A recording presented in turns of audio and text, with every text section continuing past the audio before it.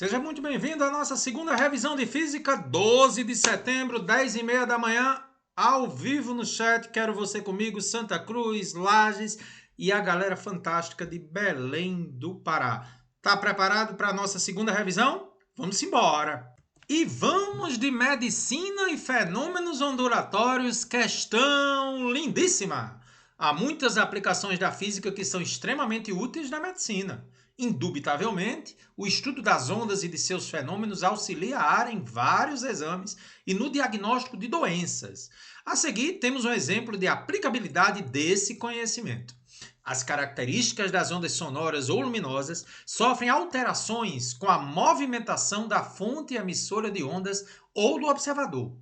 Pode haver a variação da frequência de uma onda quando refletida em células vermelhas, que são as hemácias, em movimento. Por exemplo, quando a onda é emitida pelo equipamento e é refletida em hemácias, que se deslocam em sentido oposto à localização do aparelho, a frequência da onda refletida é diferente da onda emitida. Tá aí um desenho esquemático aí lá na medicina. Com base nas informações do texto, a partir dessa diferença de frequência da onda emitida e recebida, sabe-se. Letra A. O número de células presentes no sangue a partir do fenômeno resultante do batimento das ondas. B. A densidade do sangue a partir da ressonância das ondas na superfície das células sanguíneas. C. O fluxo sanguíneo decorrente da difração das ondas na superfície das células. D. A densidade do sangue a partir da amplitude da onda resultante entre a onda incidente e a refletida. E a velocidade com que o sangue se movimenta a partir das relações matemáticas originárias do efeito Doppler. Você precisa assistir à nossa primeira revisão, onde eu expliquei ressonância, difração, batimento e o efeito Doppler, tá? Então é muito importante que você reveja primeiro a nossa revisão inicial. Bom, Carlos, qual é a resposta correta? É a letra E, gente. Por quê? O que é que diz a E? A velocidade com que o sangue se movimenta a partir das relações matemáticas originárias do efeito Doppler. Carlos, por que você conclui que é a letra E? Olha o comentário que eu faço para você. O efeito Doppler consiste na percepção de uma frequência aparente diferente da real devido ao movimento relativo entre a fonte emissora de ondas e a do observador. Então, gente, a frequência refletida é diferente da frequência incidente. Agora, lembre, isso é uma questão de percepção devido ao aumento relativo. Não é que a frequência mude, não. Tem-se a percepção pelo aparelho que está medindo de uma frequência diferente devido ao movimento relativo entre a fonte e o sistema que está percebendo esse movimento da fonte. Por isso que é a letra E. Carlos, gostei, viu? Mas, Carlos, relembre comigo aí. O que é que acontece no efeito Doppler? Porque agora eu fiquei em dúvida. Você disse isso na primeira revisão, mas eu queria que você relembrasse comigo. Quando tem uma aproximação, gente, a fonte emissora de ondas, o número de ondas está cada vez maior. Então há um aumento da frequência. E quando afasta, Carlos, há uma diminuição da frequência. Galera, nunca esqueça de um detalhe. Para o mesmo meio, onde a velocidade da onda permanece a mesma, quando a frequência aumenta, o comprimento de onda diminui e vice-versa. Frequência e comprimento de onda é Batman e Coringa para o mesmo meio. Aumentou um, diminuiu o outro. Tá bom? Porque quando a frequência vai aumentando, a distância entre as cristas vai diminuindo. Por isso que o comprimento de onda diminui. Ei, Carlos, gostei, viu? Princípio básico da equação fundamental da ondulatória. Questão número 2 é uma obra-prima da FUVEST, uma questão típica de calorimetria, questão para cair em prova. O processo de pasteurização do leite consiste em aquecê-lo a altas temperaturas por alguns segundos e resfriá-lo em seguida. Para isso, o leite percorre um sistema em fluxo constante. O que significa isso, Carlos? A massa e o volume de leite é o mesmo o tempo todo, passando por 3 etapas. Então, dá uma olhadinha na figura aí, gente. Eu estou vendo aqui que o leite está entrando a 5. Vamos tentar entender antes de descrever os processos. O leite está entrando a 5. Aí ele vem por aqui, tem um termômetro, né? E depois desse termômetro aqui tem uma resistência que vai aquecer o leite. Aí ele fica a 80, ó. Aí esse leite volta aqui para o sistema e sai a uma temperatura de 20 graus Celsius. A grande pergunta é, se ele volta a 80, por que é que sai a 20? Porque ele recebe uma água fria, ou desculpe, um leite frio que vem entrando no sistema. Vamos confirmar se nossa hipótese é verdadeira? Primeira etapa. O leite entra no sistema através de ar a 5 graus Celsius. Olha só ele entrando no sistema a 5 graus Celsius, sendo aquecido no trocador de calor B, pelo leite que já foi pasteurizado e está saindo do sistema. Ah, professor, então esse leite que está entrando a 5, ele vai justamente receber esse leite que estava a 80. Então, se eu entro a 5 e recebo leite quente, ele vai aumentar a sua temperatura. Olha o termômetro resistando isso aqui. Ah, entendi. Então, essa saída do leite aqui não é mais a 5. Não, porque ele está recebendo leite a 80 que veio daqui. Entendi. Em seguida, completa-se o aquecimento do leite através da resistência R. Então, gente, quando esse leite sai daqui, que é maior que 5, o termômetro vai acusar essa temperatura, ele vai ser aquecido nessa resistência aqui até chegar a 80. Então, veja, ele aumenta 2 vezes a temperatura. A primeira, ao receber o leite que vem a 80, troca de calor, ele aumentou de 5 para um valor que eu não sei. E depois, o resistor completa o aquecimento, aumentou de novo sua temperatura até 80 graus Celsius. Aí onde ele retorna a B. E a última etapa, novamente, em B, o leite quente é resfriado pelo leite frio que entra por A. E ele sai do sistema a 20 graus Celsius. Vixe, Carlos, como tá confuso aqui. Gente, atenção. Trocas de calor. Vamos ver como é que a gente vai resolver a questão. Em condições de funcionamento estáveis e supondo que o sistema seja bem isolado termicamente, pode-se afirmar que a temperatura indicada pelo termômetro que monitora a temperatura do leite na saída de B é: qual vai ser a temperatura do leite em B? Então vamos discutir. Devemos observar que haverá trocas de calor e toda troca de calor funciona com base na conservação de energia, não é verdade? Entre o leite que está entrando no sistema através de ar, que vai ter sua temperatura aumentada de 5 até uma temperatura que eu não sei, e o leite que está saindo do processo lá em C, que terá sua temperatura diminuída de 80 para 20 graus Celsius. Então, aquele leite que entrou a 5, ao receber calor do leite que está a 80, tem sua temperatura elevada. E esse leite que estava a 80 vai diminuir sua temperatura para 20 para sair do sistema. Você percebeu essa sutileza? Então, olha só, fazendo um esqueminha, o leite que entrou a 5 recebe calor do leite que volta a 80, vai para uma temperatura que eu não sei. Aí ele é aquecido pela resistência que vai até 80, e aí eu vou fazer quantidade de calor do leite que entra por A, mais quantidade de calor do leite que sai por C, tem que ser igual a 0. Leite que entra em a massa dele eu não sei, o calor específico dele vamos chamar de C, que não foi dado, temperatura inicial dele é 5. Qual a temperatura final? Não sei. Ela vai aumentar, porque ele vai receber calor do leite que está voltando a 80. E o leite que sai em C, observa, a massa é a mesma, porque é o mesmo leite, fluxo constante.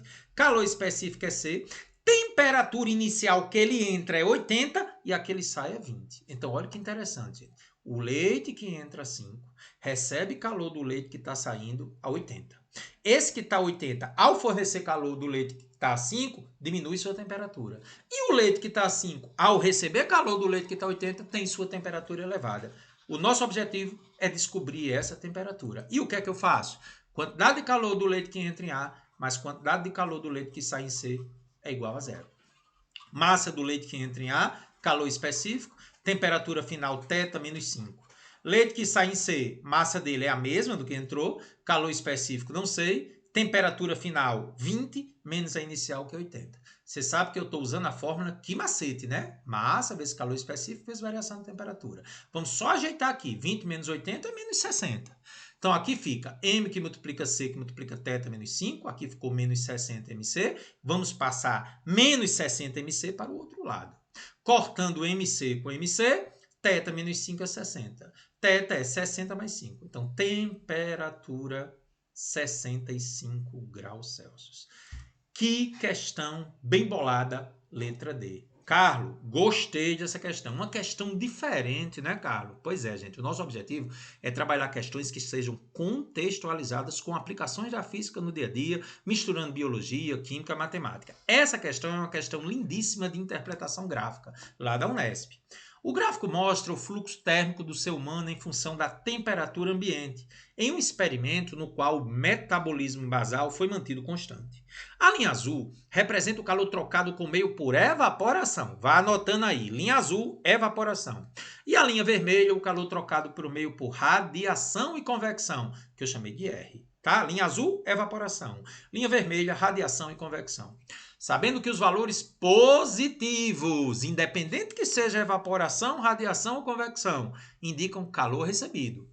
E os valores negativos indicam calor perdido pelo corpo. Conclui-se que, está aí o gráfico, então você vê que a linha vermelha que refere-se à radiação e convecção, eu vou chamar de RC, tinha chamado só de R, e a evaporação eu vou chamar do azul. Toda vida que for positivo, o corpo está recebendo calor. Toda vida que for negativa, ele está perdendo calor. Não importa se é evaporação, radiação ou convecção. Beleza? Muito bem, Carlos. Letra A. Em temperaturas entre 36 e 40, o corpo recebe mais calor do ambiente do que perde. Letra B. A temperatura de 20 graus Celsius, a perda de calor por evaporação é maior que por radiação e convecção. Letra C. A maior perda de calor ocorre à temperatura de 32 graus Celsius. Letra D. A perda de calor por evaporação se aproxima de zero para temperaturas inferiores a 20 graus Celsius. E letra E. A temperatura de 36 graus Celsius não há fluxo de calor entre o corpo e o meio. Relaxa um pouquinho, dá uma respirada. Nós vamos analisar, gente, calmamente, alternativa por alternativa, tá bom? Então vamos começar. Letra A. Bem devagarinho, tá acompanhando?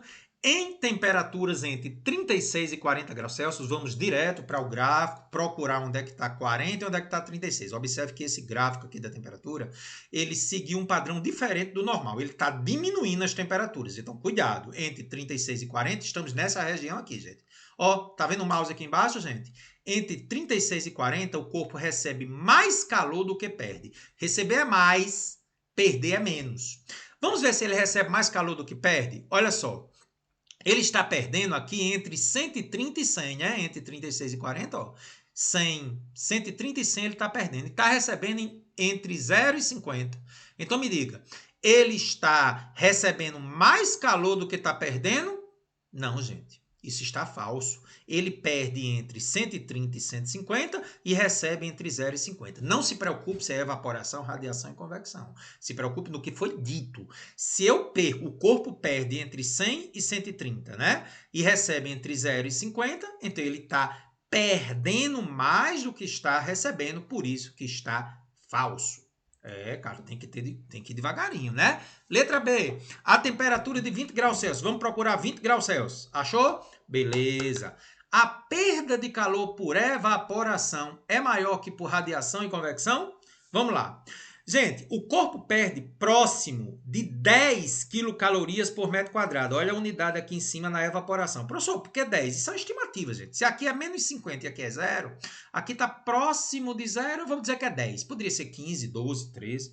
Né? Então, o corpo perde próximo de 10 quilocalorias por metro quadrado na evaporação. E na radiação e convecção, que é a linha vermelha, ele está perdendo algo em torno aí de 100, 110, 115. Então, gente, isso é falso, porque ele perde muito mais na radiação e convecção do que na evaporação. Então, está falso também. Carlos, tem que ter cuidado. Letra C, essa tem que ir devagarinho. Vamos bem devagarinho. A maior perda de calor ocorre a temperatura de 32 graus Celsius. Vamos procurar 32 graus Celsius aí, gente. Lá em 32 graus Celsius, ele está perdendo em torno de, eu vou botar aqui 45, na evaporação e na radiação. Então, ele está perdendo um total aqui de 90. Ele está dizendo que de todas as temperaturas, a maior perda é a 32. Aí você observa que isso não é verdade, porque se você for aqui lá para o finalzinho, por exemplo, eu escolhi 17. A perda por radiação e convecção aqui está próxima de 150, gente.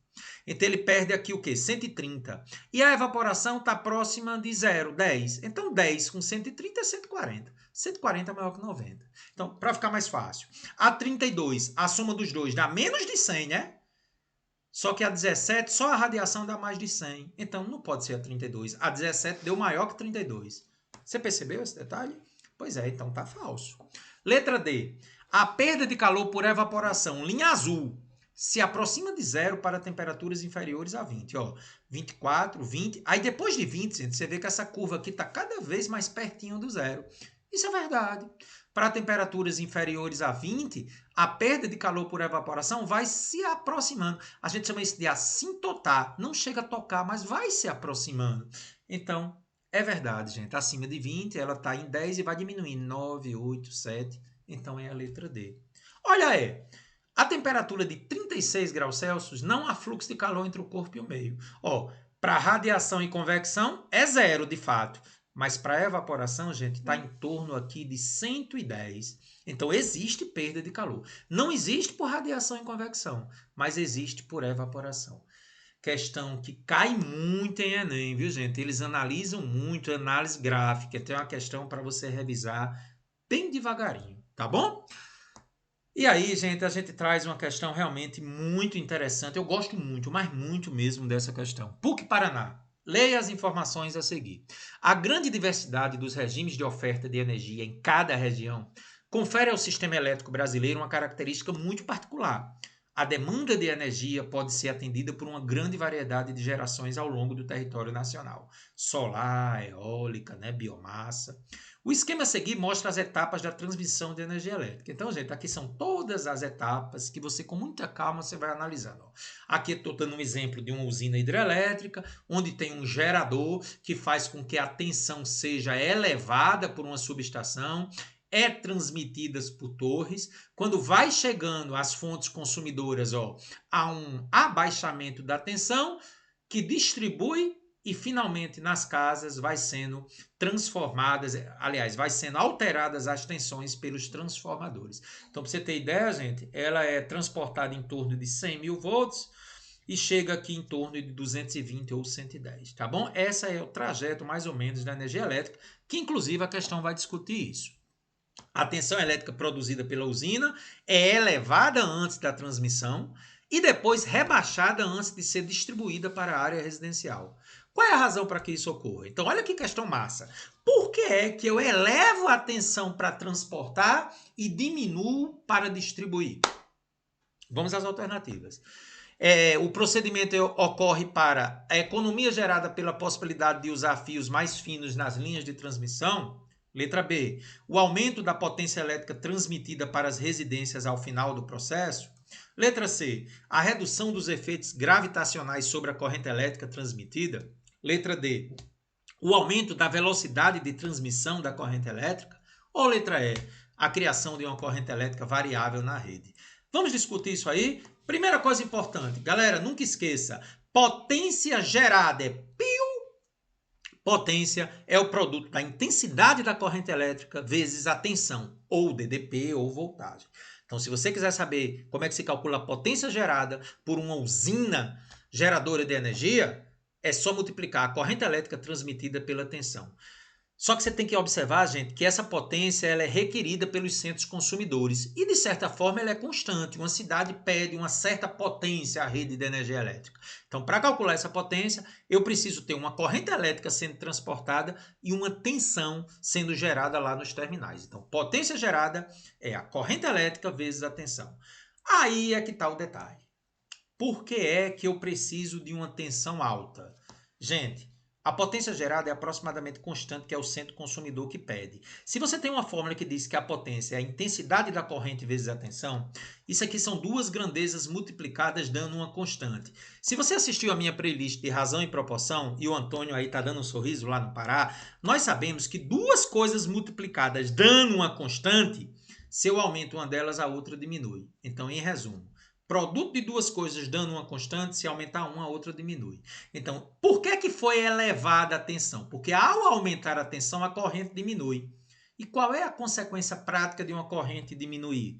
Ao aumentarmos a tensão, que isso ocorre pelo transformador, a intensidade da corrente diminui. E com uma corrente menor, eu tenho uma menor movimentação de elétrons ordenados. Teoricamente, eu preciso de fios mais finos. Eu não preciso de fios grossos, porque a corrente elétrica é como se fosse água. Se você tem pouca água, você pode usar um cano mais fino. Se você tem muita água, você tem que usar um cano grosso. Então, gente, o principal objetivo de eu aumentar a tensão é para que eu possa ter correntes menores. E com correntes menores, eu não preciso de fios muito grossos. Eu permito fios mais finos. Por isso, é a letra A. Porque fios mais finos são mais baratos que fios mais grossos. Não é isso? Então, letra a economia gerada pela possibilidade de usar fios mais finos. E usando fios mais finos também, gente, eu não preciso de torres muito fortes, porque o fio é fino, ele pesa menos também. Por isso que é a letra A. Nunca esqueça disso. Porque a energia é transportada em alta tensão? Para permitir correntes elétricas de menor intensidade, permitindo assim fios mais finos e torres menos robustas, né? Torres não tão, digamos assim, onerosas. Então é letra A. No entanto, quando eu resolvi essa questão um tempo atrás, um aluno fez o seguinte questionamento: mas professor, a segunda lei de Ohm me diz que a resistência de um fio tem a ver com a área. Se eu usar fios mais finos, com área menor, a resistência vai aumentar. Aí eu pergunto a você, né, professor? Com uma resistência maior, a perda por aquecimento seria maior, porque tem uma outra fórmula de potência que relaciona resistência e corrente. Então pensa comigo. Se eu tenho uma menor área, eu tenho uma resistência maior, né? A fórmula da segunda lei de Ohm. Então, com uma resistência maior, a potência dissipada também não aumentaria, não, ó. R vezes I ao quadrado, ou seja, a potência perdida. Só que tem um detalhe, gente. Lembra que a corrente diminuiu? A corrente diminuiu. Aí você me pergunta, é certo, mas a corrente diminuiu, mas a resistência não aumentou? Pense comigo. Quem influencia mais matematicamente? Uma coisa que está ao quadrado ou outra que não está elevada ao quadrado? Então, olha o que eu comentei. Como a corrente diminuiu, ela, por estar ao quadrado, influencia mais que a resistência. Assim, a perda por aquecimento efeito Joule também vai diminuir quando se utiliza altas tensões. Então, é assim, gente. Se por um lado eu tenho um aumento de resistência, por outro, a corrente, por ter diminuído, ela está ao quadrado, ela influencia mais. Então, não tem jeito, gente. Energia em alta tensão para quê? Para permitir correntes elétricas menores e utilizando fios mais finos e também para diminuir a perda por aquecimento na fiação devido ao efeito Joule, que você já viu na nossa primeira revisão, é a transformação de energia elétrica em energia térmica. Então, os dois motivos, fios mais finos e menor perda por aquecimento na fiação. Tá bom? São os dois motivos de transportar energia em alta tensão. Anote aí que pode ser uma questão do Enem. Isso aqui que você vai anotar, né? Fios mais finos, que são mais baratos, e uma menor perda por aquecimento, por efeito Joule na fiação, vai diminuir. Então, belíssima questão de fato. Questão número 5, outra obra-prima. Então, você está percebendo, gente, a importância dessa nossa revisão de hoje. É uma revisão top. Lembrando que já tem 7, né? Já está sendo preparada a 8ª para você. Arduino é uma plataforma eletrônica de código aberto, baseada em hardware e software, fáceis de usar. O pessoal da turma de informática aí vai vibrar com essa questão, né? Você pode informar o que deseja fazer enviando um conjunto de instruções para o microcontrolador na placa. Ao longo dos anos, tem sido cérebro de milhares de projetos. Aí no IF tem muitos, né? Pessoal de informática, aí, de refrigeração, de mecânica, desde objetos comuns até instrumentos científicos complexos, que envolvem automação, medição e controle. É, Carlos, muito interessante essa questão. A figura a seguir representa a montagem de um circuito Arduino, que faz uma pequena lâmpada acender. O circuito consiste em uma fonte de tensão contínua, ou seja, constante, que é configurada sempre para fornecer 3 volts entre as portas 13 e GND do Arduino. Uma lâmpada em série com uma configuração de resistores desconhecida. Então, gente, aqui está uma porta, né, que é colocada entre o GND e um 3, e aqui tem uma configuração contendo uma lâmpada e um elemento desconhecido. Lembre que a tensão a ser transmitida aqui, sempre constante, é de 3 volts, que foi dito no enunciado. Sabendo que a lâmpada precisa de uma tensão de 2 volts e de uma corrente de 0,02 A entre seus terminais, ele quer saber qual deverá ser a configuração de resistências utilizadas para acender a lâmpada. O elemento desconhecido é um resistor ou uma associação de resistores, né? Tá aí as alternativas. Letra A, um resistor de 20 ohms. Letra B, 2 resistores de 25 ohms em série. C, 2 resistores de 60 ohms e 30 ohms em paralelo. 3 resistores, um de 10, um de 20 e um de 30 em paralelo. Ou 3 resistores de 30 em paralelo. Inicialmente, vamos lá. Qual é a tensão total entre as portas GND e 13? 3 volts. Aí olha o detalhe, a lâmpada só precisa de 2. Então, olha aqui para mim, gente. Se você tem uma tensão total entre dois pontos de 3 volts e a lâmpada fica com 2, quanto é que vai sobrar para o outro elemento, que é os resistores? 1 volt. Nunca esqueça, gente, quando a soma de tensões tem que dar uma tensão total, eu estou usando a lei da conservação de energia, segunda lei de Kirchhoff. Nós vamos discutir isso nas aulas de leis de Kirchhoff, que está presente em uma de nossas revisões, tá certo? Nunca esqueça disso. Tensão total é 3 volts. Se um dos elementos fica com 2, por conservação de energia, o outro elemento tem que ficar com 1 volt. Você concorda comigo? Então, 3 volts, a lâmpada fica com 2 volts, tem que passar uma corrente de 0,02, que inclusive essa corrente vai passar pelo outro elemento, porque está em série. Em série, a corrente é constante, lembre disso.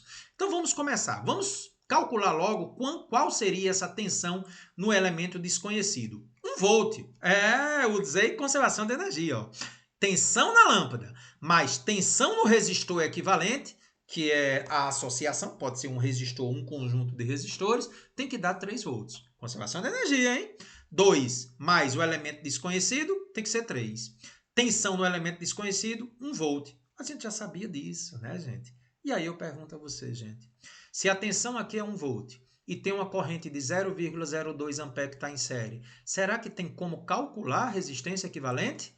Primeira lei de Ohm, né, gente? Considerando que o resistor seja ôhmico, tensão no resistor equivalente, a tensão equivalente é o resistor equivalente vezes a corrente. Qual é a tensão lá nos elementos dos resistores? 1 volt. Qual é a corrente que passa? 0,02. Passa dividindo, Carlos. 50 ohms é o resistor equivalente. Eu preciso de um resistor de 50 ohms ou um conjunto de associações que dê 50. Vamos ver as alternativas. Não é um resistor de 20, que tem que ser de 50. Ah, tá falso. Vamos ver a B. Será que é 2 de 25 em série? 25 mais 25 em série dá 50 verdadeiro. Gente, associação de resistores em série.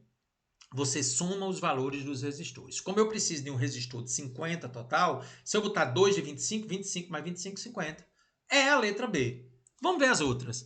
1 de 60 e 1 de 30 em paralelo. Como é que se calcula a resistência equivalente em paralelo? Você precisa da nossa revisão eletrodinâmica 1 que está no canal, né? Produto pela soma. Resistores em paralelo, produto pela soma. Como é que é resistores em paralelo? Em cima e embaixo. Ó. Multiplica em cima e a soma embaixo. 60 vezes 30 é 1.800 e embaixo é 90. Deu 20 ohms, que não é, porque tem que ser 50. Não é a C. Será que poderia ser a D? 3 em paralelo? Como é que eu faço quando eu tenho 3 resistores em paralelo? Atenção, não posso fazer produto pela soma, só vale para 2. Com 3, não tem jeito. Tem que fazer essa formulazinha aqui. Ó. O inverso do equivalente é igual ao inverso do primeiro, mais o inverso do segundo, mais o inverso do terceiro. Nunca esqueça disso. Só pode fazer produto pela soma quando tem só 2. Mais de 2, aí você tem que usar essa fórmula aqui. Então, 1 sobre equivalente, vamos tirar um mínimo de 10, 20 e 30, que é 60, né? Tirei o MMC. 60 por 10 é 6 vezes 1 dá 6. 60 por 23 vezes 1 dá 3. 60 por 32 vezes 1 dá 2. Então, 1 sobre equivalente é igual a 11 sobre 60. Cruzei 60 sobre 11, que não é, porque tem que ser 50. E aí, 3 em paralelo. Atenção. Quando todos são iguais em paralelo, eu posso pegar o valor dele e dividir pela quantidade. Eu tenho quantos iguais em paralelo? 3. Posso pegar o valor dele e dividir pela quantidade. Se fossem 4, ficaria 30 por 4. Tá bom? Então anote todas essas sutilezas sobre associação de resistores. Já vimos que era a letra B de bola. Ei, Carlos, que questão maravilhosa você acabou de fazer, viu, de eletrodinâmica? Eu gostei. Agora, gente, se prepare para essa sequência aí. Olha que questão maravilhosa mostrando a aplicação da física agora na mecânica. Só questão contextualizada, né, gente? Você vai se dar bem, viu? A figura mostra o circuito elétrico que acende a lâmpada de freio e as lanternas traseira e dianteira de um dos lados de um automóvel. Vamos dar uma olhadinha na figura, né, gente? Tá aqui a bateria, geralmente de 12 volts. Aí tem a lâmpada de freio, a lâmpada da lanterna traseira e a lanterna dianteira. Aqui tem um interruptor para o freio e tem o interruptor para as lanternas. Entendi a figurinha. Beleza. Considerando que as 3 lâmpadas sejam idênticas, se o circuito for interrompido no ponto P, estando o automóvel com as lanternas apagadas, quando o motorista acionar os freios, letra A, Apenas a lanterna dianteira se acenderá. Letra B. Nenhuma das lanternas se acenderá.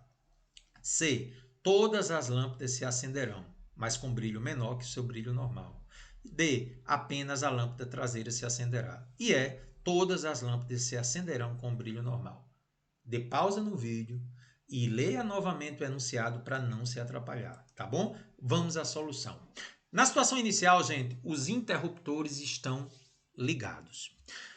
Os interruptores estão ligados e o ponto P ainda está conectado aqui. Então, olha só como é interessante. Por que na situação inicial, com os interruptores ligados, as 3 lâmpadas estão em paralelo? Galera, anote aí, método do Carlão Pictures, método do caminho livre. Crie um ponto aqui que eu chamei de A. Enquanto tiver só fio, você repete a mesma letra. Então, bora. A. Os 2 interruptores estão ligados, fechados. Então, A desce para cá é A. A desce para cá é A e A veio para cá. Então, de novo, enquanto existir só fio e caminho livre, eu repito a mesma letra. Então, bora. A, interruptor fechado, quer dizer que o A pode descer, pode passar. A. Vamos fazer a mesma coisa aqui para esse ponto B aqui embaixo. B. Observe que esse B pode passar por aqui e vir para cá. Então, o que é que eu estou concluindo, gente? Essa primeira lâmpada ficou entre A e B. Essa outra lâmpada ficou entre A e B, porque B pode vir para cá também. E essa outra lâmpada ficou entre A e B. As 3 lâmpadas ficaram entre os mesmos pontos A e B. AB e AB. Que é a mesma configuração da tensão na bateria entre A e B. Então, a brincadeira é assim. Se eu conseguir fazer com que todo mundo fique entre as mesmas letras, tem a mesma tensão. Então, de novo, entre a bateria não tem os pontos A e B, que deu 12 volts, e eu fui seguindo com a letra A enquanto tivesse buraco para eu entrar. E foi seguindo com a letra B onde tivesse buraco para eu entrar. Todas as lâmpadas ficaram entre A e B, então todas as lâmpadas estão submetidas à mesma tensão. Então, brilhando normalmente. Em paralelo, cada uma com 12 volts. Agora, olhe o detalhe. Eu vou ligar apenas o interruptor do freio e vou tirar o circuito em B. Eu vou abrir esse interruptor aqui. Eu vou abrir o interruptor em P. Vou desligar aqui, uma ruptura aqui. E só vou ligar o interruptor de freio. Vamos seguir o método do caminho livre agora. Letra A. Desceu. Letra A. Opa, não pode descer. Caminho aberto. A não pode descer. Não pode descer. Vamos ver o B. B não pode subir, tá aberto. E B aqui. Então, eu vou criar outras letras, ó. Porque o A não pôde descer aqui e o B não pôde subir aqui. Então, essa letra aqui eu vou chamar de C, né? Então, bora. C. Muito bem. C. Cara, e aí, vamos com muito cuidado agora. Eu quero que você analise o que vai acontecer com a corrente elétrica. A corrente elétrica vem aqui. Ela não pode passar aqui, certo? Então, ela vai descer aqui. Pega a primeira lâmpada. Ela não tem como descer aqui. Então, ela vem seguindo esse caminho aqui, ó. Então, gente, na realidade, só existe um caminho para a corrente elétrica. Saindo de A, ela desce por aqui, passa pela primeira lâmpada, vem por aqui, passa pela segunda lâmpada, vem por aqui, passa pela terceira lâmpada. Então, observa, a primeira lâmpada ficou entre A e C, a segunda lâmpada ficou entre C e a letra D que eu criei, e a terceira lâmpada ficou entre D de dado e B de bola. Gente, caminho único para a corrente. A tensão elétrica vai se dividir. Então, eu pergunto a você, na associação em série, a corrente é a mesma. Se eu tenho 3 lâmpadas iguais, esse 12 volts aqui vai ser dividido por igual. 4 volts para entre A e C, 4 volts para entre C e D e 4 volts para entre D e B. As 3 lâmpadas ficam submetidas à mesma tensão e vão brilhar um pouquinho abaixo do normal, porque o normal seria 12. Como agora diminuiu para 4, as 3 lâmpadas ficarão ligadas em série, cada uma com 4 volts. Ok? Portanto, todas as lâmpadas se acenderão com brilho menor que o normal, porque 12 volts é o normal, ficou apenas 4 volts para cada uma. Questão muito interessante, e lembre, associação em série, a tensão vai se dividindo. Carlos, na mesma linha da questão 6, uma outra questão que mostra a aplicação de circuitos em questões contextualizadas. Lá da FUVEST que eu adaptei. Telas sensíveis ao toque são utilizadas em diversos dispositivos. Certos tipos de telas são constituídos essencialmente por duas camadas de material resistivo, ou seja, resistência, separados por espaçadores isolantes. Uma leve pressão com o dedo em algum ponto da tela coloca as placas em contato neste ponto, alterando o circuito elétrico do dispositivo. As figuras mostram o esquema elétrico do circuito equivalente a uma tela e uma ilustração da mesma. Essa questão andou caindo no Enem, mas ela foi um pouquinho mais simples no Enem. A brincadeira é a seguinte, gente. Ao tocar em algum ponto, eu fecho a chave. Então, o dedo funciona como um interruptor que fecha a chave. Um toque na tela corresponde ao fechamento de uma das chaves, alterando a resistência equivalente do circuito. Por quê, gente? Porque ao fechar a chave, eu mudo o caminho da corrente elétrica e aí ela vai passar por diferentes resistores. Entendeu esse detalhe aí? Então vamos lá, tem 5 chaves. O que é que ele quer na questão? A bateria fornece uma tensão total de 6 volts e cada resistor tem 0,5 kΩ de resistência, ou seja, 500, porque quilo é 1000, né? O valor da potência dissipada no circuito para a situação em que apenas a chave 2 está fechada. Então, gente, o meu dedo vai fechar só a chave 2. Ele manda ignorar a resistência interna da bateria e lembra que 1 megawatts tem 10 a menos 3 watts, porque 1000 é 10 a menos 3. Vamos fazer a questão bem devagarinho? Vamos fechar só a chave 2? Atenção, é um momento delicado, tá certo? Por quê? Porque você precisa entender a história do caminho. Galera, eu vou fechar só 2. Ao fechar só 2, deixa de existir C1, C3, C4 e C5. Quando eu digo deixa de existir, gente, é porque o fechamento de C2 faz com que a corrente não possa passar em C1, não possa passar em C3, não possa passar em C4 e não possa passar em C5. Aí olha o detalhe muito interessante. Essa chave aberta aqui, você vê que aqui não tem mais nada porque está aberto. O detalhe que a gente precisa comentar é por que eu tirei RR aqui em cima? Porque, gente, não há como a corrente elétrica passar aqui, ó. Ela passa por esse R, mas não tem saída aqui. Passa por aqui, não tem saída. Passa por aqui, não tem saída. Então, esses 3 resistores não são percorridos por corrente, porque não tem como a corrente descer. Então, eu tirei eles. Então, de novo, cara. Quando o resistor não é percorrido por corrente, você tira ele do circuito. Diga de novo. Quando o resistor não é percorrido por corrente, eu tiro ele do circuito. Tá certo? Então aqui, ó, tirou os 3 de cima. E o detalhe aqui é o seguinte, ó. Essa chave desapareceu, mas a corrente elétrica, quando sai de A, vamos ver agora a corrente elétrica.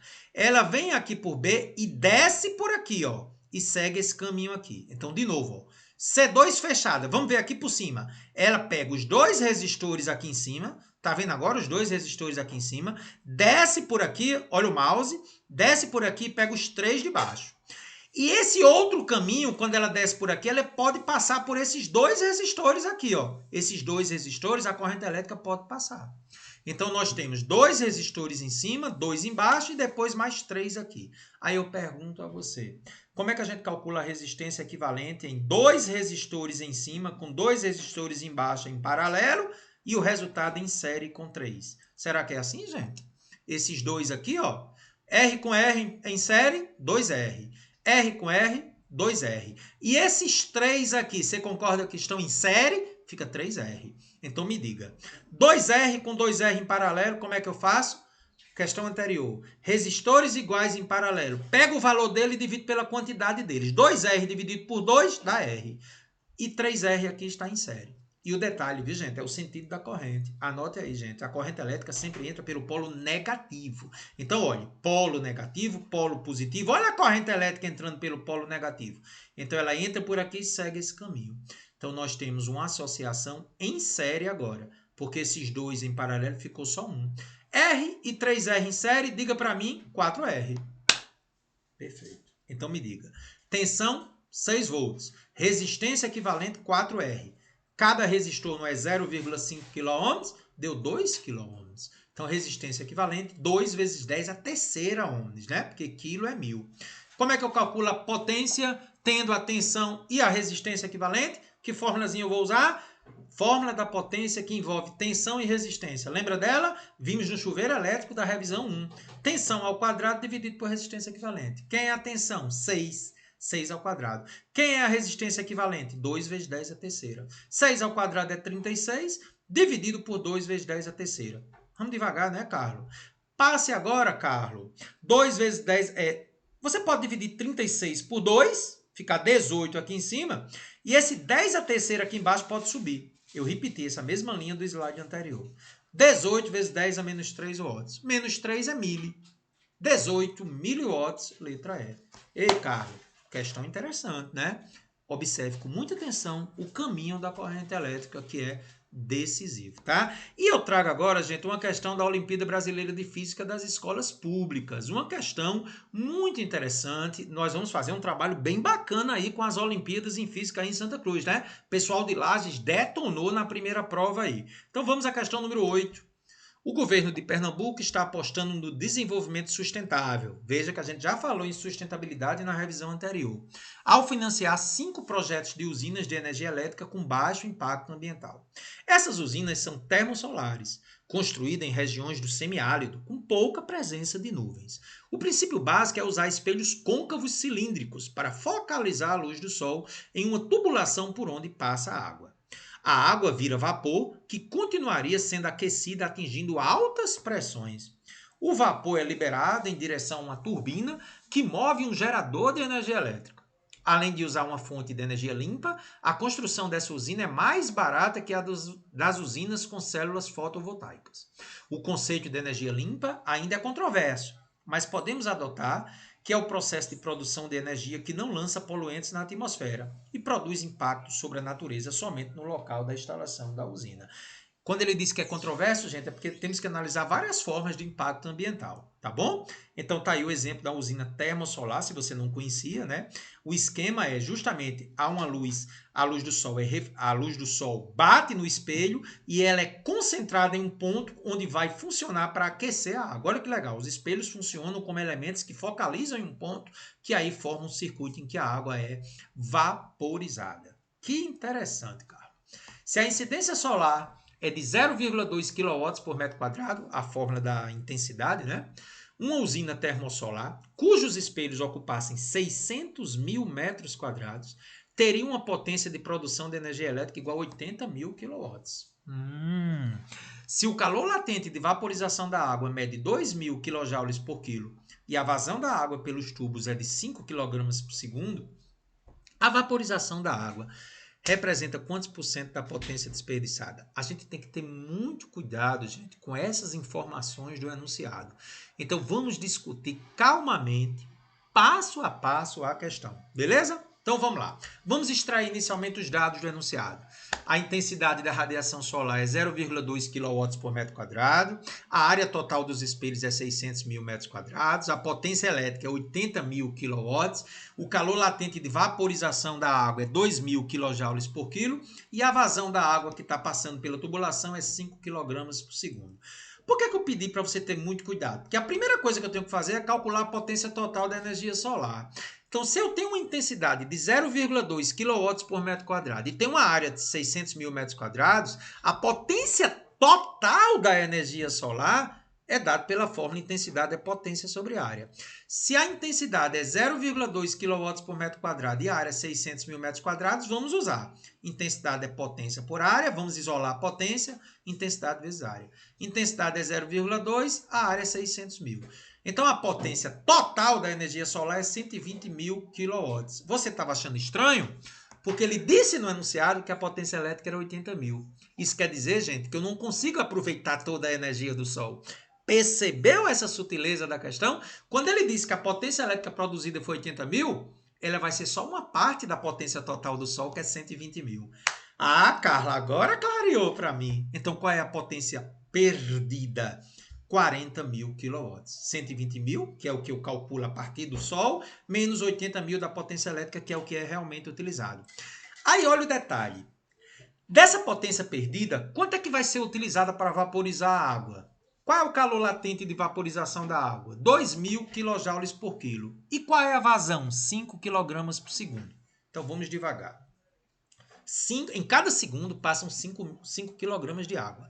E o calor latente para vaporizar a água é 2.000 kJ por quilo. Então, olha se está certo o que eu escrevi. Como a água necessita de 2.000 kJ para vaporizar cada 1 kg, e em 1 segundo passam 5 kg de água, a energia utilizada para vaporizar a água em 1 segundo será, que esse é o detalhe, cada quilo precisa de 2.000 kJ. Só que em 1 segundo passam 5 kg.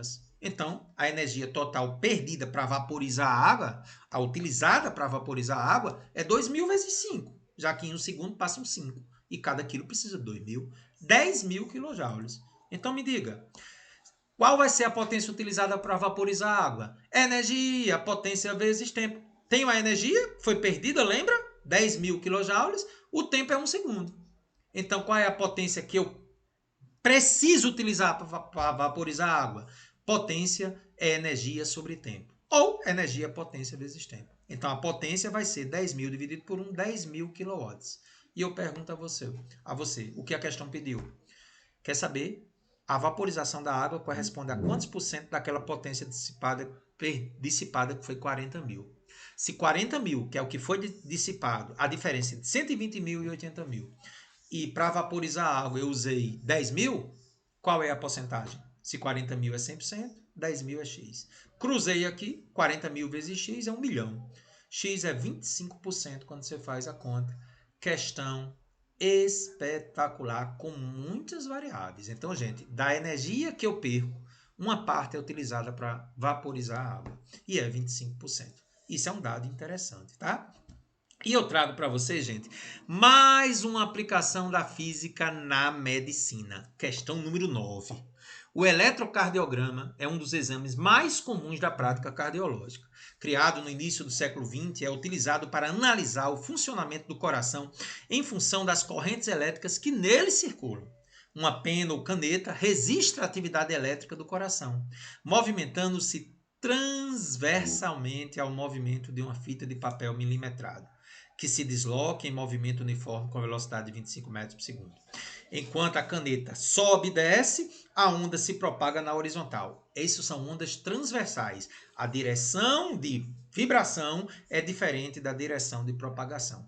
Deu a velocidade 25 milímetros por segundo. E está aí o papel milimetrado. Gente, a distância entre duas cristas é o comprimento de onda. Então, eu já tenho o comprimento de onda, é só contar quantos quadradinhos.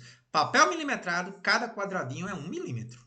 Sabendo que cada pico maior está associado a uma contração do coração, ele quer saber qual é a frequência da pessoa em batimentos por minuto. Então, bora, gente. Já temos o comprimento de onda, como eu falei. Ó. Entre uma crista e uma crista, conte aí os quadradinhos. 1, 2, 3, deu 20 quadradinhos, 20 milímetros. Com a velocidade e o comprimento de onda, vamos calcular a frequência. Vamos dar uma lambida na ferida. É o que, professor? Isso aqui é a letra grega lambda. A gente chama de lambida, tá? A velocidade é 25, o comprimento de onda é 20. Calculei a frequência 1,25. Professor, que danado é HZ? É quando eu uso por segundo. Então, eu tenho 1,25 batidas do coração por segundo. Mas a questão pediu por minuto. Então me diga, se em 1 segundo o coração bate 1,25 batidas, que é 1,25 Hz vezes por segundo, em 60 segundos, regrinha de 3, né? Se 1,25 batimentos em 1 segundo, em 60 segundos é F. Cruzei 75 batidas por minuto. Que questão linda, letra B. E aí, galera, tá no chat? Eita, essa questão é em homenagem à galera de Lages. Que saudade, hein? Questão lindíssima. Fizemos essa questão em um dos CEAs, né? Vamos à nossa questão 10. O guepardo é um velocista por excelência. O animal mais rápido da Terra atinge uma velocidade máxima de cerca de 110 km por hora. O que é ainda mais notável, leva apenas 3 segundos para isso, mas não consegue manter esse ritmo por muito tempo. A maioria das perseguições é limitada a menos de meio minuto, pois o exercício anaeróbico intenso produz um grande débito de oxigênio e causa uma elevação abrupta da temperatura do corpo, até quase 41 graus Celsius perto do limite letal. Física aplicada à biologia, ciências da natureza é show, hein, gente? Um longo período de recuperação deve se seguir. O elevado gasto de energia significa que o guepardo deve escolher sua presa cuidadosamente, pois não pode se permitir muitas perseguições que não dê resultado. Considera um guepardo que, partindo do repouso, com aceleração constante, posso usar aquelas fórmulas, né, do movimento uniformemente variado, atinge 108 km por hora após 3 segundos de corrida, mantendo essa velocidade nos 8 segundos subsequentes. Nesses 11 segundos de movimento, qual é a distância total percorrida pelo guepardo? Que questão maravilhosa. Gente, primeira coisa que eu vou fazer, vamos transformar para metros por segundo, tá certo? 108 km por hora, você sabe que 1 km tem 1.000 metros, 1 hora tem 3.600 segundos. Quando você faz as continhas, dá 30 metros por segundo. Lembre que você pode fazer rapidamente, que de quilômetros por hora para metro por segundo divide por 3,6. Mas cuidado, se fosse quilômetro por minuto, eu sugiro fazer do jeito que eu fiz aqui. Mas se você quiser mais rápido, quilômetro por hora para metro por segundo, divide por 3,6. Repetindo, só divido por 3,6 se for exclusivamente quilômetros por hora para metros por segundo. Ok? Feito isso, olha o que eu comentei. A solução gráfica é mais rápida, pois, ao construir o gráfico da velocidade em função do tempo, sabemos que a área sobre o gráfico nos fornece o deslocamento escalar do guepardo, que é exatamente o que ele quer. Então, gente, temos duas fases para construir o gráfico. Primeira fase é a aceleração, de 0 a 108 km por hora, ou seja, 30 metros por segundo, em 3 segundos. Então, em 3 segundos eu vou de 0 a 30 metros por segundo. Tem que ser em metros por segundo, porque as distâncias estão em metros, e falou segundo aí, né, gente? E depois, a fase 2, os 8 segundos restantes, durante 8 segundos a velocidade permanece constante em 30 metros por segundo. Fazendo o gráfico, né, gente? De 0 a 3, a velocidade aumentou uniformemente. Velocidade em função do tempo é uma função do primeiro grau, que é o MUV. Aumentou de 0 até 30 em 3 segundos. E depois, durante 8 segundos, de 3 até 11, ficou constante. Calculou a área, está feita a questão, gente. Então, bora. Primeira área que eu vou calcular, de 0 a 3, isso é um triângulo. Quem é a base? 3. A altura, 30. 3 vezes 30 sobre 2, 45. Segunda parte, velocidade constante, é um retângulo. Quem é a base? 11 menos 3, 8. A altura, 30. 240. Somando tudo, 45 com 240, 285 metros. Matou a questão, letra D. Se o aluno quisesse fazer por fórmula, aí cuidado. Eu precisaria usar as fórmulas do MUV. Eu não sei se você lembra dessa fórmula, mas existe no MUV, né? Fase de aceleração. Velocidade média é a média das velocidades, que é igual à distância pelo tempo. A velocidade inicial é 0, velocidade final é 30. E o tempo é 3. Quando você faz essa continha aqui, gente, 30 sobre 2 é igual a ΔS sobre 3. Cruzou aqui, ΔS deu 45. Foi ou não foi a mesma resposta que eu encontrei na primeira fase, 45? E agora vamos encontrar o 240.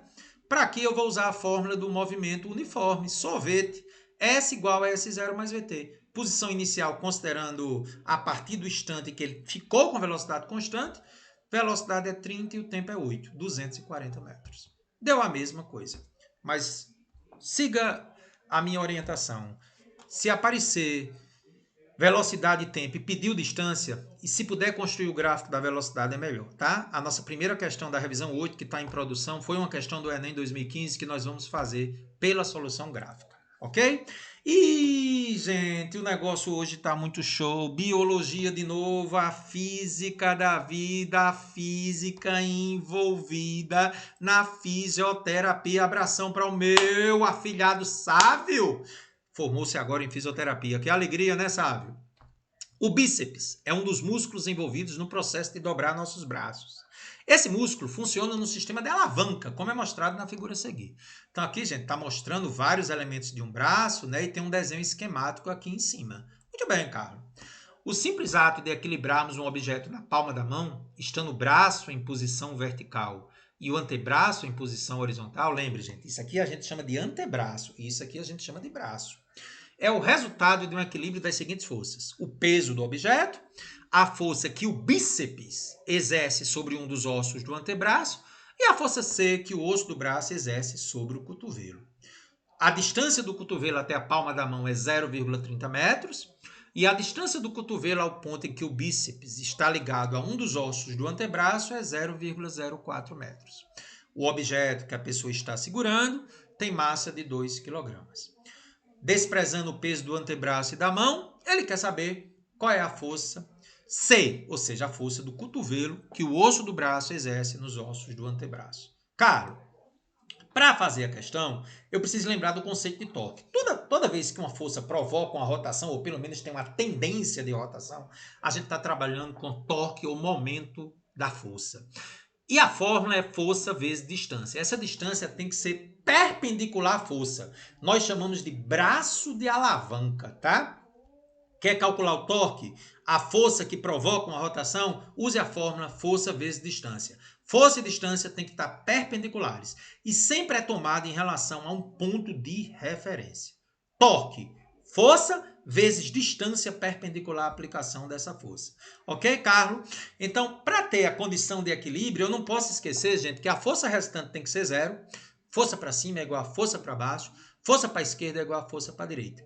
E o torque resultante é zero. Em outras palavras, os torques que tendem a girar no sentido horário têm que ser igual ao torque das forças no sentido anti-horário. Então, a condição de equilíbrio, quando envolve rotação, tem que levar em conta equilíbrio das forças na horizontal e na vertical e equilíbrio dos torques. Torque horário é igual ao torque anti-horário. A gente vai fazer isso na questão, tá? Então, ó, revisando a nossa figurinha, F é a força que o bíceps faz, C é a força do cotovelo e P é o peso do objeto que está lá na palma da mão. E para determinar essa força C, que é o que ele pediu, essa do cantinho aqui, gente, eu vou tomar como ponto de referência a aplicação da força F. Gente, se o sistema está em equilíbrio, eu posso pegar o ponto de referência em qualquer lugar ao longo do braço. Qualquer lugar que você pegar, dá certo. E por que é melhor pegar onde está a força F? Porque, gente, eu não conheço o valor da força F. Anote aí. Para fazer questão de torque, sempre pegue o ponto de referência onde uma força é desconhecida e você não quer ela. Eu vou repetir. Para fazer questões de torque, sempre pegue o ponto de referência onde tem uma força desconhecida e você não deseja essa força. Eu não quero a força F, então eu boto o ponto de referência lá, mas eu quero a força C. E agora eu vou pensar, se o apoio está lá em F, olha aqui para mim, câmera, olha aqui para mim. Se o apoio está em F, torque para um lado é igual ao torque para o outro lado. Gente, só tem equilíbrio se o torque que tende a girar para um lado for igual ao torque que tende a girar para o outro. Então, bota o seu dedinho lá onde está F e agora mentalize o peso. Olha o peso, olha o peso. O peso tende a girar para onde? O peso tende a girar para onde? Para cá, né? O peso tende a girar para cá. Tá vendo? E a força do músculo tende a girar para onde? Para cá. Então, ó, o torque do peso que tende a girar para cá tem que ser igual ao torque da força do cotovelo que tende a girar para cá. Beleza? E como ponto de apoio é em F, agora ficou fácil. Torque do cotovelo é C vezes a distância perpendicular, que é 0,04. Torque do peso. Lembra que peso é massa vezes gravidade? Ah, a massa do objeto é 2 vezes 10 dá 20. Então, peso, que é 20, vezes a distância. Professor, por que é 0,26? Você olhou direitinho a figura? 0,30 é do cotovelo até a palma da mão. Só que aqui eu tenho que descontar 0,04. Então, quanto é que vai sobrar aqui? 0,26. Fique atento a esse detalhe. 20 vezes 0,26. Passa o 0,04 dividindo 20 vezes 0,26, que é 52, eu encontro que a força do cotovelo é 130, portanto, letra E. Professor, e se você quisesse achar F? Aí é mais fácil lembrar que forças para cima são iguais às forças para baixo. Observe, acabei de encontrar C. Então você concorda que F, que é a força para cima, tem que ser igual à soma das duas forças para baixo? Porque também tem que ter o equilíbrio na translação, né, gente? Então F é igual a 130 mais 20, 150. Caso ele tivesse pedido. Tá bom? Professor... Questão muito boa, viu? E aí eu trago uma questão da física aplicada à mecânica de automóveis. Professor, que aula top! Só física do dia a dia, viu? Vamos lá. O rendimento, ou eficiência térmica, de um motor a combustão é definido como a razão entre o trabalho realizado pelo motor e a energia fornecida pela queima do combustível. De fato, daquilo que se queima, eu só quero uma parte para realizar trabalho, ou seja, movimento. Então, o rendimento é quanto quanto de energia eu aproveito da queima do combustível. Tem sentido. E o que eu aproveito é o trabalho que faz o carro andar. Gostei, professor. Em cada ciclo de operação do motor, o trabalho realizado pode ser calculado com boa aproximação, como se fosse uma expansão isobárica. Lembra que expansão isobárica é aquela em que a pressão é constante? A gente considera praticamente uma pressão constante dentro do motor, né? Dentro lá do cilindro. Professor, entendi. Considere o motor a combustão de um automóvel, aquele que funciona com base na queima de um combustível, na qual a expansão é isobárica, pressão constante, 8 atm. Cada atm é 10 a quinta newtons por metro quadrado. Então, essa pressão é 8 atm, que é 8 vezes 10 a quinta newtons por metro quadrado. E que vai produzir uma variação do volume, ou um aumento no volume do gás de 1,6 litros. Galera, lembre que 1 metro cúbico tem 1.000 litros, 10 a terceira. Então, 1 litro teria 10 a menos 3 metros cúbicos. Eu preciso trabalhar no sistema internacional, viu, gente? Não pode ser em litro, tem que ser metro cúbico. E litro para metro cúbico eu multiplico por 10 a menos 3. No volume do gás constituído pela mistura a gasolina, que tem uma frequência de rotação de 3.600 RPM. Ou seja, eu tenho 3.600 ciclos a cada minuto. Essa é a frequência real do motor de automóvel. É uma questão bem real essa. Parabéns à Universidade Federal Fluminense. Nessa rotação, o motor consome a cada segundo 6 gramas de gasolina. Sabe-se que a energia gerada pela combustão da gasolina é, para cada grama de gasolina queimado, libera-se uma energia de 48 kJ ou 48 mil joules. Ele quer saber o rendimento do motor. Essa questão, como aquela de Pernambuco, da Olimpíada Brasileira de Física da Escola Pública, gente, ela precisa ser feita com muita calma. Então essa aula aqui é uma aula que está puxando muito para você, porque eu quero lhe colocar nas grandes concursos aí, se você vai fazer escola militar, também está servindo muito essa preparação. Vamos devagar. Bem devagarinho. Do enunciado, o rendimento é a razão entre o trabalho realizado pelo motor e a energia fornecida pela queima do combustível. Verdade. Então vamos por partes. A primeira coisa que eu vou fazer é o trabalho realizado pelo motor em 1 segundo, porque isso tem a ver com a frequência de rotação lá. Então lá vai. O trabalho é, quem é a pressão? Constante, 8 vezes 10 a quinta newtons por metro quadrado. Qual é a variação do volume? 1,6 vezes 10 a menos 3. Galera, essa fórmula aí é a fórmula que eu uso para o trabalho quando a pressão é constante. Anote aí. Para uma transformação a pressão constante, o trabalho é dado pela pressão que é constante vezes a variação do volume. Eu preciso dessa fórmula. Trabalho para pressão constante é dado por essa forma. Qual é a pressão? 8 vezes 10 a quinta. Qual é a variação do volume? 1,6 vezes 10 a menos 3. 8 vezes 1,6 está aqui. Potências de 10, ó, conserva a base e somo dá 10 ao quadrado. 8 vezes 1,6 dá 12,8. Então, em um ciclo, eu vou ter 12,8 vezes 10 ao quadrado, 1.280 joules em cada ciclo. Mas, preste atenção. A questão diz que foram 3.600 ciclos por minuto. Cada rotação é um ciclo. Então, eu terei 60 ciclos em 1 segundo. Não entendi, professor. Se eu tenho 3.600 em 1 minuto, eu tenho 3.600 em 60 segundos. Divida 3.600 por 60. Em cada segundo, eu terei 60 ciclos. Então, em 1 segundo, eu vou pegar o trabalho de um ciclo, de uma rotação, e multiplicar por 60. Então, isso me dá 76.800 joules. Então, gente, o trabalho realizado pelo motor é de 76.800 joules em 1 segundo. Beleza. Qual a energia fornecida pela queima do combustível em 1 segundo? Lembra que a questão disse que eu consumo... Eu não, o motor, né? Consome 6 gramas de gasolina por segundo. Então, se é 6 gramas de gasolina por segundo, e cada grama libera 48 kJ ou 48 mil joules, me diga. Se cada grama libera 48 mil joules e eu tenho em 1 segundo 6 gramas, então em 1 segundo quanto de energia o motor vai queimar? Aliás, em 1 segundo, quanto vai ser a energia fornecida pela queima do combustível? 6 vezes 48 mil. Isso me dá 288 mil joules. Cada grama 48, como são 6, multiplicou 48 mil por 6, 288 mil joules. Então agora terminou, né? Porque dos 288 mil joules, o trabalho realizado é 76.800.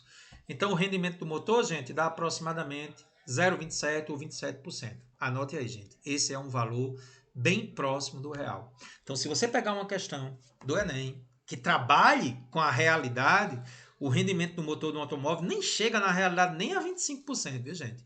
É em torno aí de 27, 26, 25. Ok?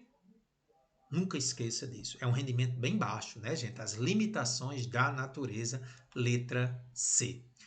Aí você diz, professor, meu Deus, eu pensei que eu poderia usar aquela fórmula da máquina de Carnot. Galera, primeiro, o ciclo do motor não é um ciclo de Carnot. Ele é um ciclo Otto. Até porque o ciclo de Carnot é um ciclo teórico. Ele não tem existência real, porque na prática tem atritos, né? Há variação da entropia.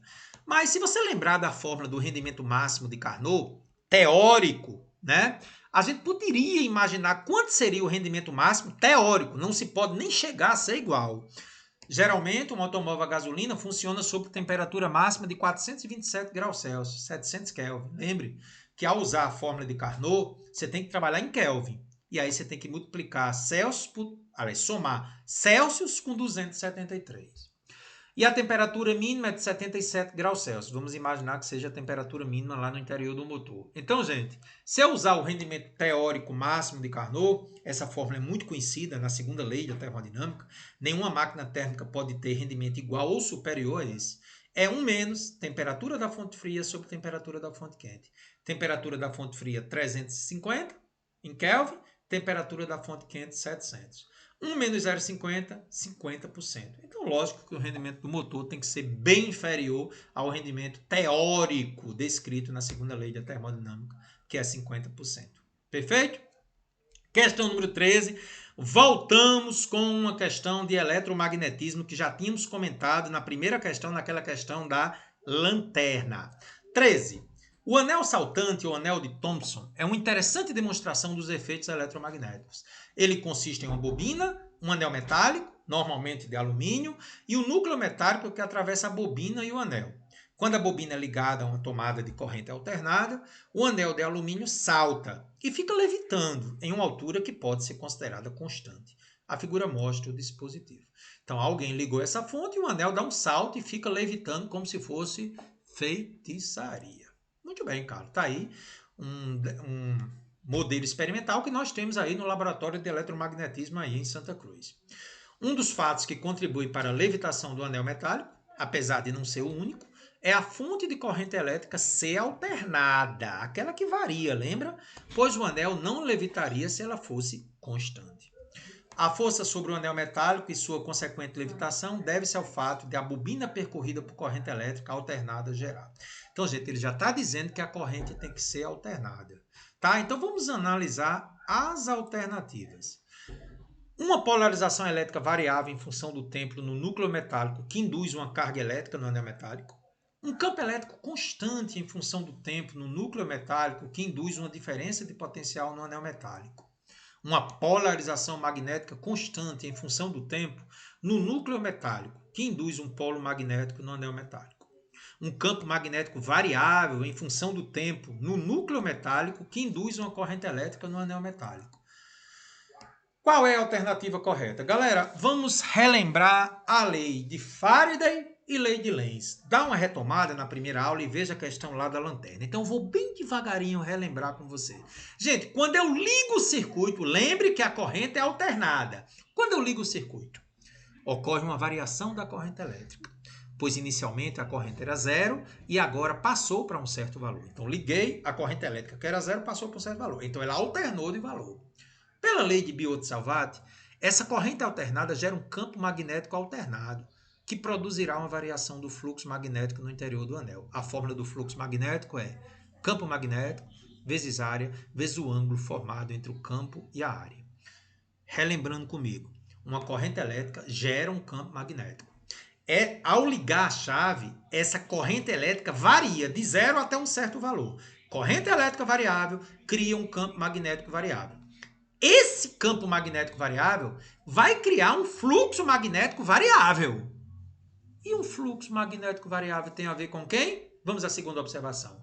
Pela lei de Faraday e Lenz, essa variação do fluxo magnético vai originar uma corrente elétrica alternada, a corrente induzida, lembra? Que vai se opor, pela lei de Lenz, à situação inicial do anel que estava parado. fazendo, pela ação da força magnética de Lorentz, levitar. Então, gente, é muito interessante isso.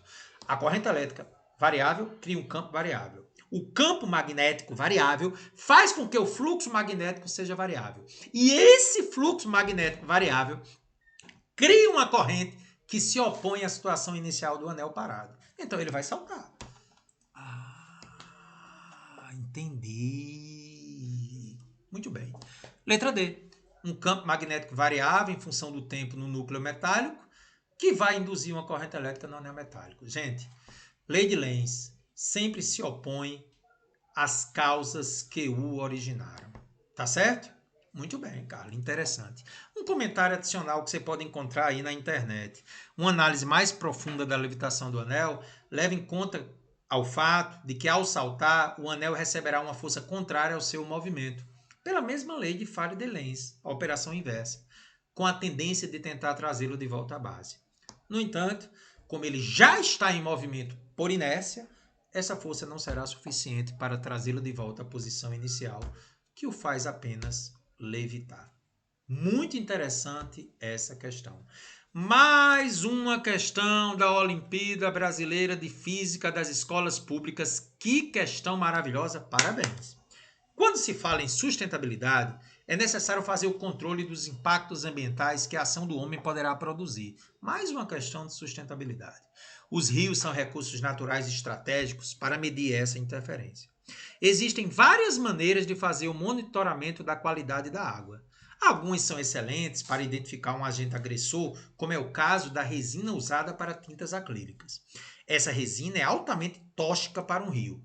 Apesar de possuir uma densidade muito parecida com a da água, sua natureza eletromagnética aumenta significativamente com o índice de refração, o que sugere utilizar um equipamento óptico para identificar sua presença.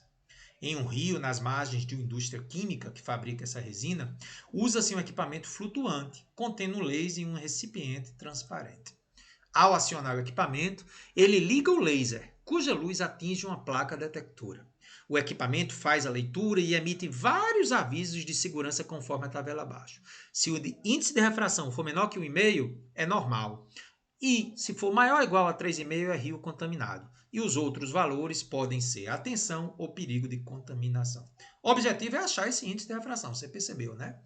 Certo dia, esse dispositivo mostrou o caminho do raio de luz do laser conforme a imagem. Então, gente, ele está no ar, passou para a água. Ah, professor, de menos para mais, aproxima da normal. Se você não entendeu a música, foi da nossa revisão anterior, tá, gente? O ar tem sempre o menor índice de refração. Quer um, ele vai passar do ar para a água, vai se aproximar da normal. Ok, professor. O índice de refração da água e o aviso emitido foram. Gente, como é que eu vou calcular o índice de refração da água? Ele deu os valores do seno aí, de 12, 33, 45, 57, 78 e 90. Eu não preciso de cosseno aí, né? Porque você sabe que a lei de Snell-Descartes mexe com seno do ângulo formado com a normal. Vamos relembrar nossa lei de Snell-Descartes? Primeira coisa, basta traçar a normal e olhar os índices com muita atenção. Gente, tem que traçar a normal primeiro. A primeira coisa. Então, você não vai trabalhar com um ângulo de 33. Não. O ângulo é sempre com a normal. Então, me diga, se aqui é 33 e aqui é 90 graus, quanto é que falta em 33 para dar 90? 57. Do mesmo modo, aqui embaixo, eu não vou trabalhar com 78, eu vou trabalhar com 12. E agora me diga o que diz a lei de Snell-Descartes. Índice de refração do primeiro meio vezes o seno do ângulo com a normal é igual ao índice de refração do outro meio vezes o seno do ângulo com a normal. Qual é o primeiro meio? A. Índice de refração do ar vezes o seno de 57. Qual é o segundo meio? Água. Índice de refração da água vezes o seno de 12. Esse seno está na tabela. Seno de 57 é 0,84, seno de 12 é 0,21 e o índice de refração do ar é 1, né? Não pode esquecer disso. Então, 0,84 é o índice de refração da água vezes 0,21. Passa o 0,21 dividindo, índice de refração da água é 4.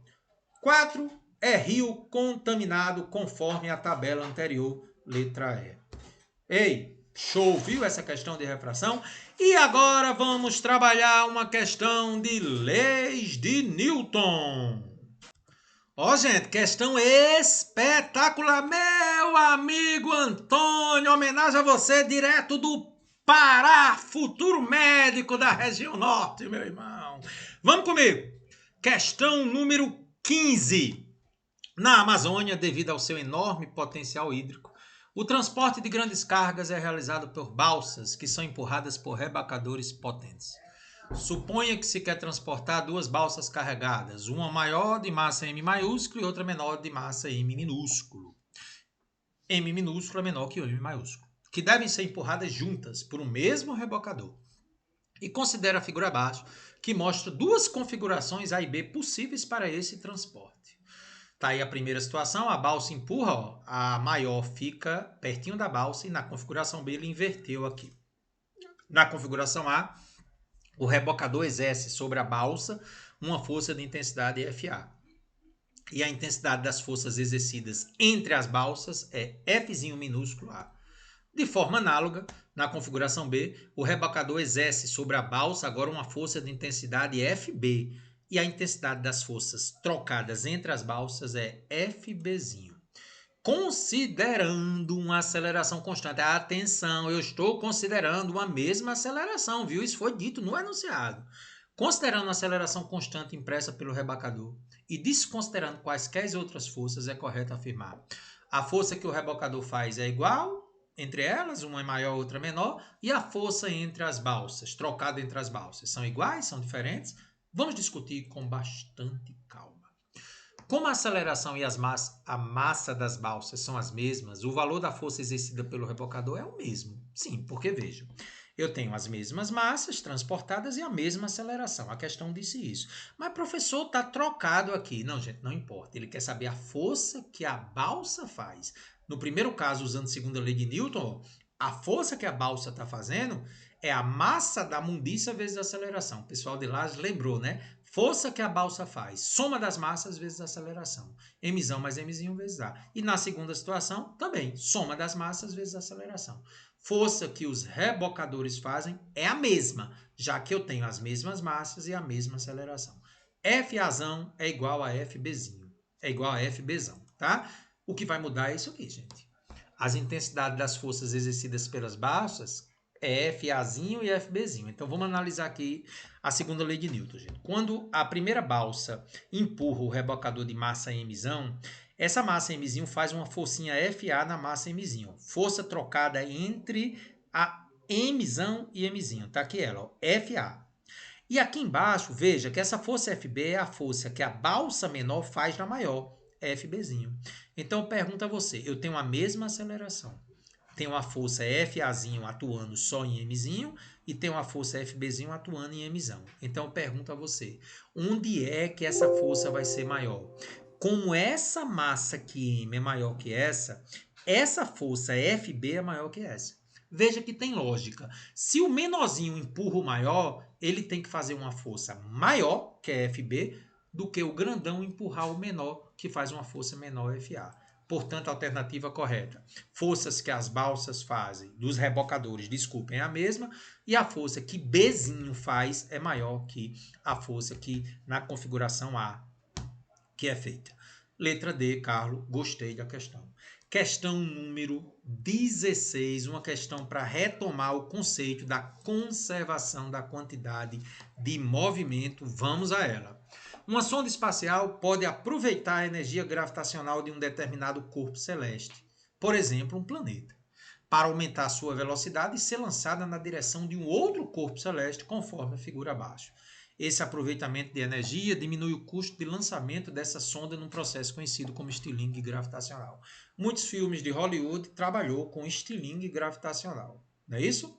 Está aí o desenho esquemático, né? Eu aproveito a gravidade de um planeta para levar a sonda para um lugar mais distante. Considere que o sistema é constituído apenas pela sonda e o corpo celeste que produzirá o efeito estilingue gravitacional. Então o sistema é sonda e o corpo celeste, que é o planeta. Poderia ser uma estrela também. E a interação gravitacional da sonda com esse corpo celeste, como a única interação relevante ao processo. Observe que essa interação funciona como uma força interna, né, entre eles. A partir dessas informações, pode-se afirmar que nesse processo, em virtude de Letra A. A força gravitacional, se é uma força interna ao sistema, o momento linear associado a esse sistema se conservará. Letra B. O momento de inércia do sistema em relação ao eixo fixo no corpo celeste não mudar, as forças externas ao sistema serão consideradas nulas. O momento de inércia é algo a ver com a dificuldade de girar. Vamos discutir isso em revisões posteriores. C. O trabalho da força resultante sobre a sonda ser nulo. A velocidade do centro de massa do sistema para um observador no corpo celeste mudará. D. A força gravitacional ser de longo alcance. A energia potencial gravitacional do sistema permanecerá constante. Galera, lembrando nossa primeira revisão. Quando é que ocorre conservação do momento linear? Quando o impulso da força resultante sobre o sistema for nulo. Se esse impulso for zero, a variação da quantidade de movimento é zero, quantidade de movimento depois ou final é igual à quantidade de movimento inicial. E neste caso acontece isso. Por quê? Porque a força gravitacional é uma força interna ao sistema e o momento linear associado a ela é nula. Lembra que na aula anterior eu expliquei para vocês que as forças internas sempre dão um impulso igual a zero? Está sendo desconsiderado qualquer outra força externa aí, viu, gente? Então, quando o impulso das forças é zero, a quantidade de movimento se conserva. Por isso que é a letra A. Ei, cara, gostei da segunda revisão, hein? Puxou um pouquinho mais, né? Se prepara aí que a terceira revisão vem em breve, viu? Abração para você. Sucesso!